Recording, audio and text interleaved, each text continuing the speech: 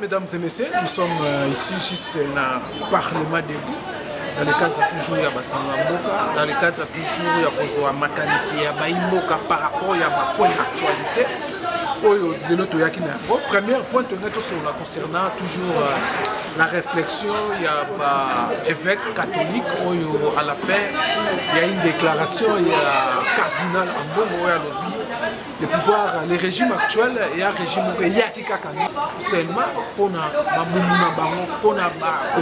famille, mais ils ont tourné les dos na peuple congolais. Oui, il y a une réaction par rapport à la réalité de ce monde. Le deuxième point, sondage à Bercy. Fait ce qu'il a cité, à Salichit libre, 28%. Et Moïse Katumbi prend la première position avec 43%. Félix Tshisekedi suivi troisième position, Martin Fayou. Voilà quelques points de son nom. Mais avant de se lancer, nous allons dans le bac, nous allons Parlement de Bois. Le président du Parlement de Bois, il va échanger avec les combattants. Il va échanger nini. Il y a un briefing à Mouké.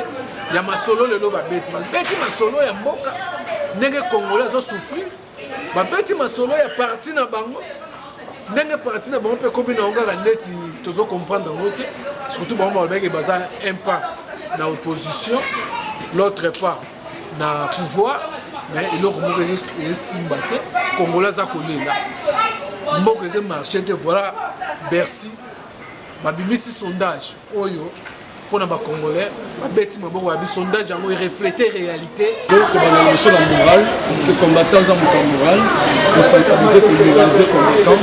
Tous ont morale à partir du vieux Étienne, quand on est vivant le feu docteur Tshisekedi de Lumumba.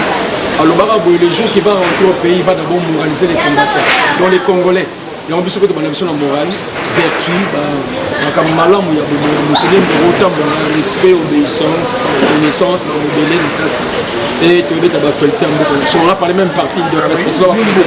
Moi bref, pour parler, moi en dernier partie, on comprendre les rôles du directoire, parce que les directoires, il y a un qui ont géré partie pour le moment. L'article 26, l'article 26 posé problème. Non, il y a quelqu'un qui ne comprend pas. Il y a maintenant Kabouya Kabouya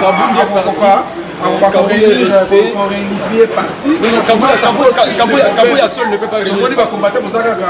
Kabouya seul ne peut pas réunir le parti. Les partis, ils allient la directoire, parce que c'est le directoire qui joue l'intérim, il a posé sa partie. Un directoire, il a composé la Wakol, comme les gens CDP. Ça pose problème pour et ils ont problème parce que les textes.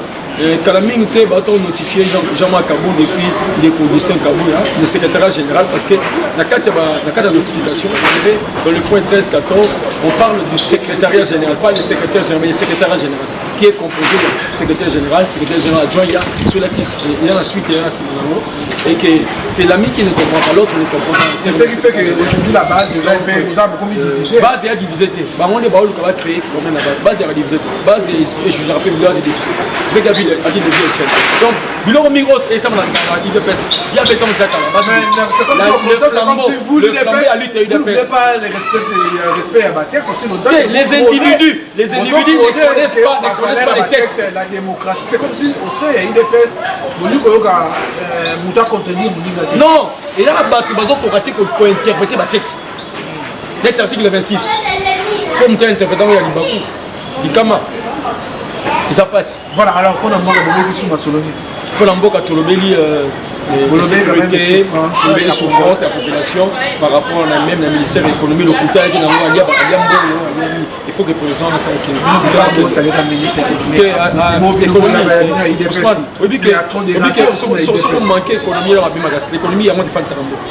c'est l'économie qui fait que le pays existe, le pays est soufflé, le pays est vivant.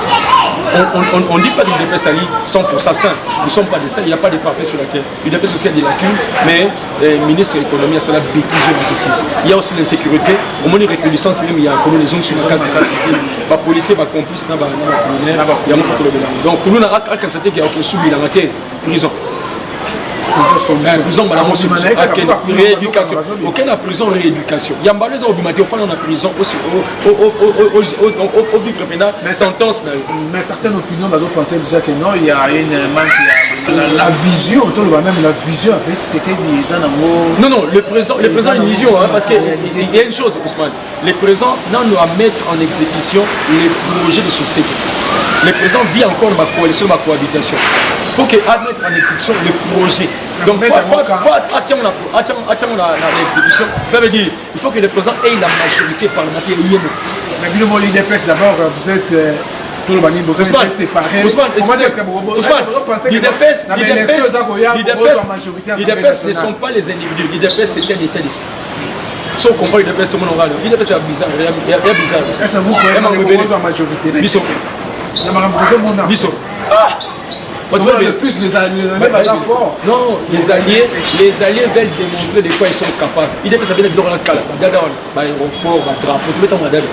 Voilà. On est pas mais qu'est-ce qu'on est mis ça. Voilà, alors revenons maintenant à la point d'actualité de Yakinambo.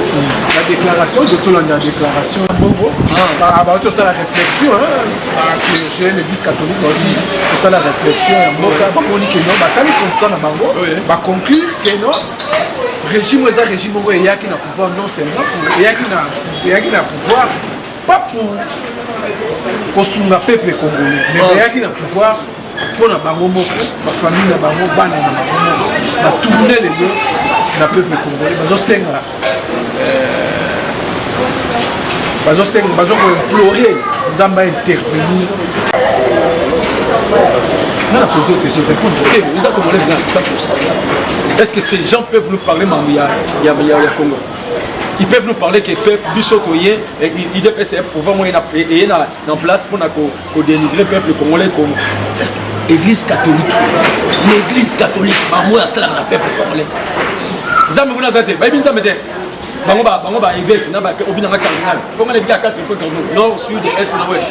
Parce qu'au cardinal en bon. Il y a une école dans le monde catholique, parce qu'on va peuple congolais. Au lieu de passer dans l'église catholique, les montées exorbitantes dans la classe. En Bongo, on est combat que la gratuité enseignement. La gratuité enseignement, ils ont eu Félix. Depuis 2006, ils ont eu la conscience de la biso. Kabine en terre, la biloko. Tout le monde a la conscience dans le référendum. On va dire oui. Dans la conscience de 2006, il y a la gratuité de l'enseignement primaire. Bango, Basobo et Ambazobo. Parce que l'école n'a pas foutu un bon à l'école. C'est un Bongo et consorts qui combattent la gratuité de l'enseignement. Il ne peut pas dire que le pouvoir qui est venu, il y a un pouvoir qu'on a créé et il y a peuple qu'on a Bango va dire à Makassa. Demande-lui ce qu'il bouffe dans les écoles catholiques. Ce sont les papiers ou bien ce sont les billets des banques. À quoi ça t'est, à se camoufler. Chez eux, il n'y a pas la vérité. Vous savez, l'église catholique, c'est l'église, il y a mafia. Et s'ils sont sincères, je dis, s'ils sont sincères, l'église catholique, vous savez les discours de l'église catholique, discours là-bas, c'est eux qui me laissent même le pouvoir en place. L'église catholique a utilisé même les combattants de paix. C'est la sincère. Lorsqu'il y avait commencé le CNC, qui était la bateau les Allemands, comment était le va sortir à CNC. C'était nous les combattants, c'était pas eux. Et c'est camouflé derrière les combattants UDPS. Parce que nous sommes des courageux. Et ça, il y a les amis. T'as depuis tout le monde a pouvoir. CNC, au cas où CNC ça marche. Parce que c'était les combattants qui venaient soutenir l'église catholique. Aujourd'hui, les combattants sont là. Bon, il y a des pourquoi. CNC, mais Ambongo n'est pas reconnaissant. Ambongo, c'est un ingrat. J'ai dit, depuis que moi je connais les cardinaux ici au Congo, les cardinaux médiocres, c'est Ambongo. Maintenant, c'est que réfléchir. Leur conclusion face à la réalité. Réfléchir en quoi? Réfléchir à la réalité. Ambongo doit réfléchir. Doit d'abord réfléchir à l'église. Ambongo doit d'abord réfléchir dans l'église catholique. Comment est-ce qu'il passe la Sainte Seine? Ambongo doit passer à l'église. À ça, la Sainte Seine dernière. Comme il y a mon aîné, il y a Mickey Abat. Il y a 20, il y a 20. Il y a même la politique. Il y a même la école. Donc c'est ingratitude, c'est égoïsme, l'égocentrisme de l'église catholique. Et c'est pas Bango, non. Tout le monde est congolais, on fait la politique à Congo. Et ceux qui ont touché même, c'est comme si elles ont touché même le président Félix. C'est énervant, c'est choquant. Quand Mbongo soit poli, qui sache que le roi au Congo, selon la Bible, c'est le président Félix. Même les clergés doivent avoir du respect. La population aussi. Ils doivent avoir du respect. La population ne se retrouve pas parce que parmi nous, il y a des ceux-là qui bouffent l'argent au pays, des détourneurs. Ce n'est pas le président Félix qui détourne. Félix a ramené sa économie, a mis sa transport, a mis sa éducation, a mis sa plan. Non, parce que nous, excusez, Ousmane, nous, on a fait une politique. La politique, c'est quoi? Le chef a une vision. Le chef ne doit pas être partout. Le chef a ses collaborateurs. Ce sont les collaborateurs qui sont méchants, qui sont mauvais. Ces ministres-là sont mauvais. On a un premier ministre, chef du gouvernement. Le gouvernement Warriors, que moi j'appelle des Warriors. Mais le chef de l'État aussi a ses conseils. Non, oui. Mais j'ai dit, les collaborateurs sont mauvais. J'ai dit, c'est la vérité. Ils sont mauvais. Est-ce que le seul mauvais collaborateur est à présent? L'église catholique n'a pas de collaborateurs mauvais. Vous savez qu'on a des clergés qui sont des pédophiles, qui sont des détourneurs. Mauvaise gérance. Est-ce que la mauvaise gérance c'est seulement à la République? Même à l'église, il y a la mauvaise gérance. Même en bon, c'est un mauvais gérant. Mais je vous dis la vérité, il a mal géré même l'église. Alors, on peut ça. Alors, Bercy, Fondation Bercy, raison pour globalement. Ousmane, excusez, vous sautez un peu pour la Mambo. Parce que Mambo, il faut revenir. Mbongo, c'est un cardinal où, à ce moment-là, son choix, il y a quelqu'un qui avait accepté.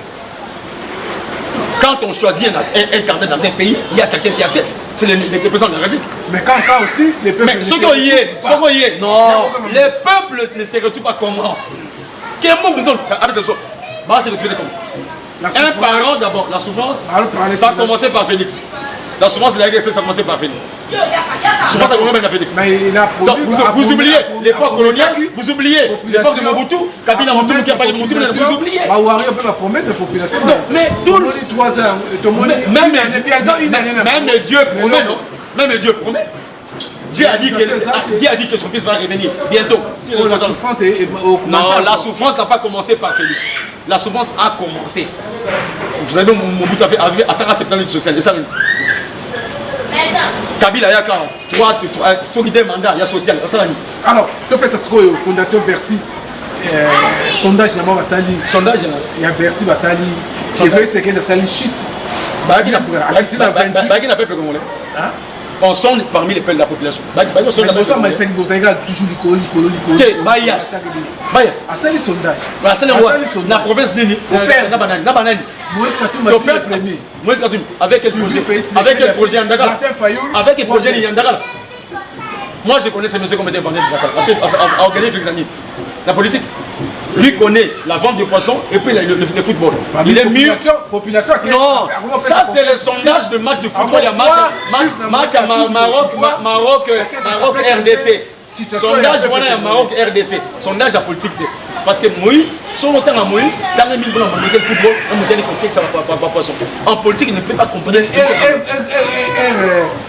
Bercy m'a dit ça va faire c'est qu'il est toujours au top. C'était un sondage, il y a un sondage d'ailleurs.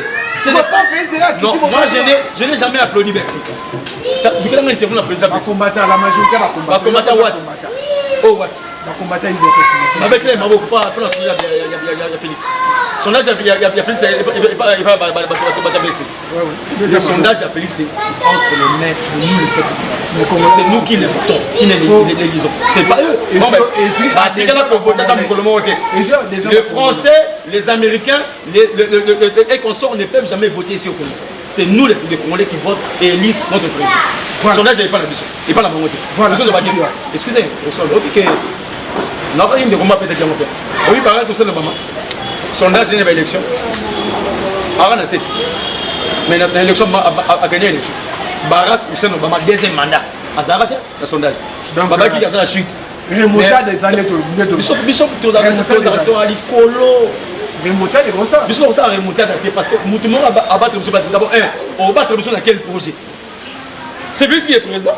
Moïse n'est pas présent dans la zone de l'élection. Il n'a projet ni. Qu'on nous dise, le projet de Moïse, c'est quoi? Le projet de Faoul, c'est quel projet? Nous, au monde, on a un projet, le peuple d'abord. Peuple d'abord, ils ont slogan. Excusez-moi, peuple d'abord, ils ont slogan. C'est un projet de société voté depuis 2010. La Faoul a perdu Batou. parce que à ça que alliance na FCC. Excusez, je n'ai jamais connu celui-ci comme étant un FCC, c'est un danseur. Il y a un moni. Ne faites pas les débats entre un vendeur de poissons, un danseur et un politicien diplomate. C'est différent. Félix, c'est un politicien diplomate, l'autre, c'est un danseur, l'autre, là, c'est un vendeur de poissons. C'est une de Kosman. Kolanda Maloba, il y a Fridolin Mbongo, le cardinal. De Kosman, est-ce que Fridolin Mbongo a la leçon à copier sur les Congolais? Est-ce que l'église catholique a la leçon à copier sur le peuple congolais? Et d'abord, on constate ça qui est le résultat de l'élection. On a dit régime à Félix. On a dit régime. On se comploter dans ma cambi. Ceux qui ont dit le peuple d'abord. Oui. Je vais éviter le gouvernement, tous les gens, le gouvernement, Sangisa. Tous les gens qui ont consultation. Chaque leader à parti politique a un cahier de charge. Tozui to sangisi ndamundam. Yango to sala na yango. Bako combler tâche wana na Félix. Tâche wana nyon c'est ça le peuple congolais parce que tout ça il y a soi-disant coalition, il y a union sacrée. D'autres travaillent dans le projet de sauter le peuple était. C'est pour cela que nous avons cardinal en bon avant de Kimia. Est-ce que nous avons constaté que non la situation la constante situation est grave, l'insécurité. Il y a des besoins de Kosman. Il y a des constitutions aujourd'hui les lots de bien que constitution et la constitution va belligérant. Bato basima Mandouk. C'est le président Fatia parmi les belligérants. Au Bassima Mandouki. Il y a un tolobi, constitution oil. Toujours Panzango Lanko. Toujours 5 ans la chef de l'État. Félix Tshisekedi Tshilombo a activé la machine.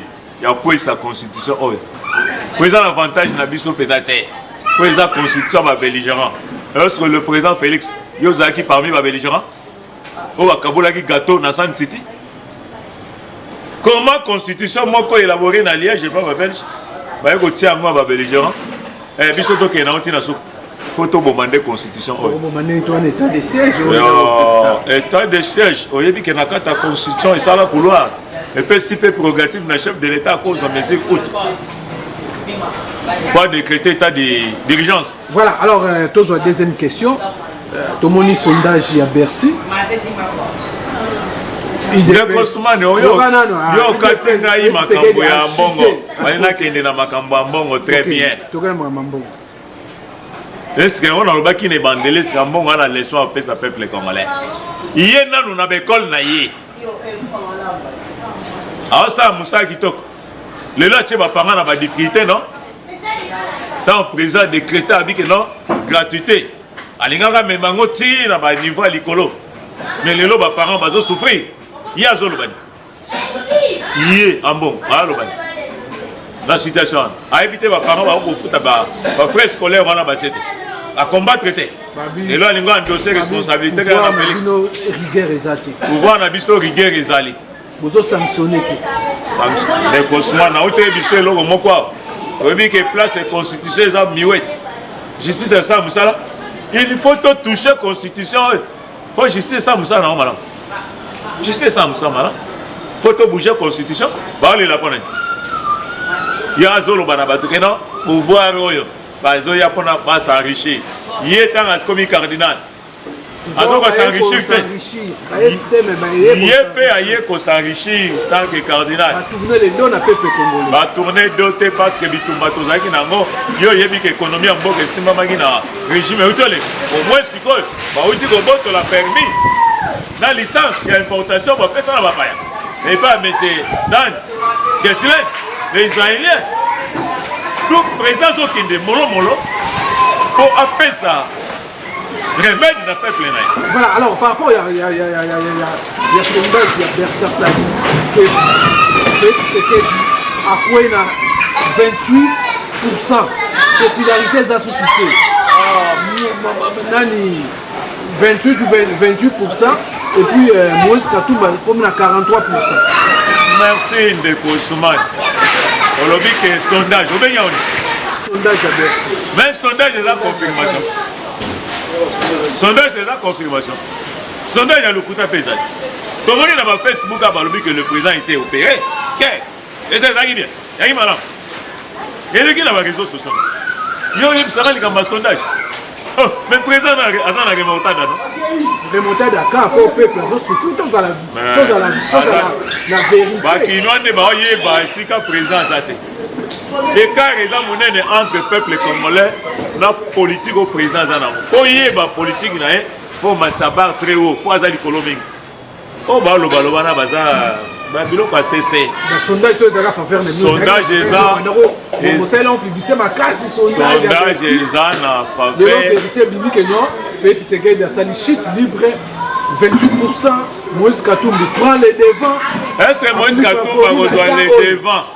Est-ce que Moïse Katumbi est congolais? Quoi les devants? C'est pour ça que la constitution il faut tout balayer encore. Et puis si prérogative, puis si couloir, dans les étrangers va postuler des balingues. Va postuler. Pourquoi Félix Tshisekedi ah, ça l'icolo. Donc ça critique à lui. Critique à lui, tout va bien. Tout va bien. Pour Nabino. Pour Nabiso. Kazo qui est malade. On dit pour nous ça, il faut que tu aies un jalon. Bon, que ça qui a cosinda. Mais à zone qui s'en est si canal. Donc il est pressé 53 ans. A remonté à 3 ans. Mais toi qui es mollo. Soyez besoin candidat qui a un mandat. Dans la mission. Voilà, merci. Merci beaucoup de Ousmane. Voilà, bonjour combattant. Bonjour. Oui, tu as une réaction par rapport d'abord à la déclaration récemment, l'Église catholique, on a eu une réflexion pour analyser la situation actuelle de Mokanebiso. La réalité, on a dit que non, le régime va constater le pouvoir n'a pas 3 ans déjà, c'est comme si il s'enrichit. La famille va tourner les dos dans le peuple congolais. Est-ce que par rapport aux hommes aux appels, est-ce que les effets catholiques, ils ont raison pour le Babongo? Quand il y a réalité, on se déprime dans le marché, insécurité totale dans le Mokanebiso, c'est comme si le gouvernement est à la raté. Bato pour agilité aussi à prix de transport to e baraté na nataka prix to landa ki ya ministre apesi ba gratuité wa to landi gouverneur apesi frais ya ba minerval to moni côté pour to de misisi mais comme si bazo matisa minerval na ndenge na bango répéter par rapport à tout ça. Est-ce que l'église catholique aujourd'hui a raison ya koloba que non vous avez tourné les dos la peuple congolais les sociaux au pronaki peuple sociaux, peuple congolais, et salamité, ministre qui est le gouvernement va avoir changer peuple congolais, comme on le dit par rapport il y a la déclaration, il y a appelé réflexion. Est-ce que vous avez raison? L'église catholique a raison, notamment lié à Mbongo. Bangonde va combattre la pluie et réaction à l'Ibosso et à Félix. Quand on a cédé dans pouvoir. Oh, il y a une constitution, il y a gratuité et enseignement. Il n'avait même pas reçu un guillon, ni il y a des étrangers, ni il y a des partenaires à appliquer directement gratuité et enseignement primaire, dans 7e et 8e niveau. Le même église catholique a combattu cette gratuité d'enseignement. C'est le social dont il parle, dont il fait allusion. Le social est moins gratuité parce qu'il y a et soulager sans soit peu misère, il y a des parents moussous. Qui n'a pas monde de tête, de nerfs, parfois, attention, il a 3-4 enfants, il a une école primaire, il a une école. C'est quoi l'église catholique, il y a des combattants qui gratuité enseignement, jusqu'à envoyer même les enfants dans la rue pour aller protester que nous sommes contre la gratuité de l'enseignement. Mais maintenant, quelle leçon lui, en bon va nous donner? Ceux qui au na ville, na venu comme, na venu na boulevard Tchad, qui ont construit des immeubles là-bas, ce sont les régimes passés, la Kabylie. Il y a des immeubles qui poussent partout comme des champions, ce sont la Kabylie. Dis-moi un peu, comparer ce régime de Félix Antoine Tshisekedi avec le régime passé. Ce pays a été détruit pendant 53 ans. Vous allez demander un bilan dans 3 ans. Kabila est venu ici avec modernisation. Modernisation 5 chantiers. Ils nous disent la vérité, lui en bon, parce qu'il était avec Kabila. Il a travaillé avec la femme. C'est l'argent qu'il reçoit de la femme de Kabila, Olive Lembe, pour faire toute cette campagne-là. Mais ça ne va pas tenir et pour réussir. Ce qui va l'oublier, pour l'insécurité, c'est dans la ville de Kinshasa. Insécurité, Jean-Tini Ngobi. Moi, je suis numéro 1 à la ville. Yenda Zali censé sécuriser la ville de Kinshasa. Il y a l'inspecteur principal de la ville de Kinshasa. L'inspecteur général Kasson. Il est censé sécuriser la ville, la population, l'air bien. Batouana, Bazako, Sala, Moussala, Bango, par exemple, Makambo est du transport. Makambo est du transport. Kaka le même gouverneur, il faut fixer une taxation, il y a ville. Non, c'est déjà reconnu, c'est 500 francs maintenant. C'est 500 francs. Mais Batouana, Bazosala, Makamboana, Lokola, Makambo, il y a service, il y a bureau D. Parce que le régime ici a dit qu'on ne peut pas attaquer des gens comme ça. Il faut tout ça, les réalités, il y a où ils ont un terrain. Si on va profiter, on va transport de ligne. Le loyo, si on veut transport de mat, on va faire la comparaison dans le régime passé. Du temps de Mobutu, il y avait une abonné. C'était qui qu'il y avait mis l'abonné. Pour quitter centre-ville, parce qu'il y a abonné. Dans le temps, il y a des spécial. Spécial, il y a si le temps est commun dans Nathan et Félix, il ne faut pas détruire Nathan et Félix. Non, Makamboua n'est pas bandek. Mais Félix est en train d'éliter côté Makamboua et s'il. Mais il n'a pas les gens qui peuvent l'aider. Même au sein du parti, il fallait partir eux s'organiser. Nous avons des moyens.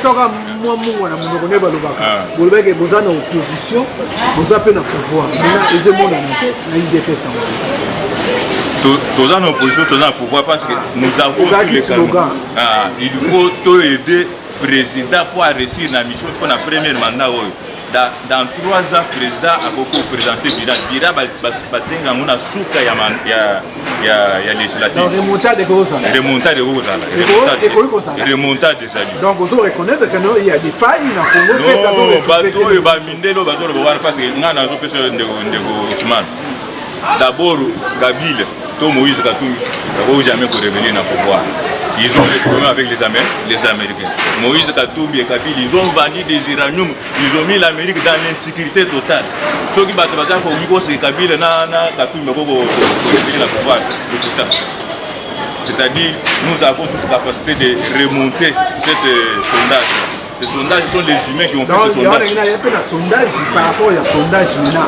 Comment dire que nos sondages reflètent quand même les réalités congolaises au Canada. Non, ce ne sont pas des réalités, ce sont des choses qu'on a ramassées par-ci par-là. Par rapport, il y a des promesses, les réalisations le peuple d'abord, les gens n'ont pas palpable, c'est ça qui nous dit.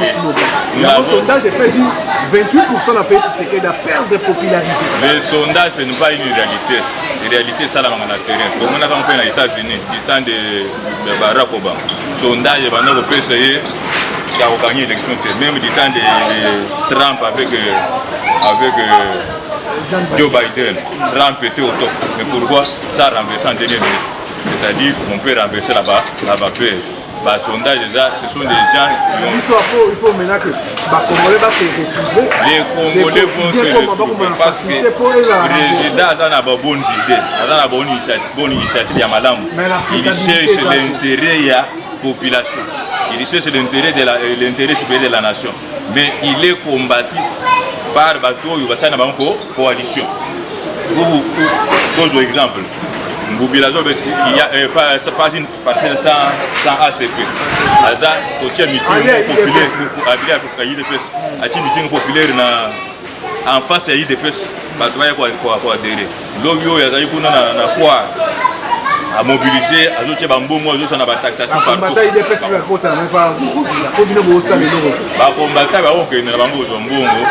parce que même notre président, notre leader, Maximum, alors ils sont des embouts en boca, au relais en boca, c'est ça la vie de l'autre.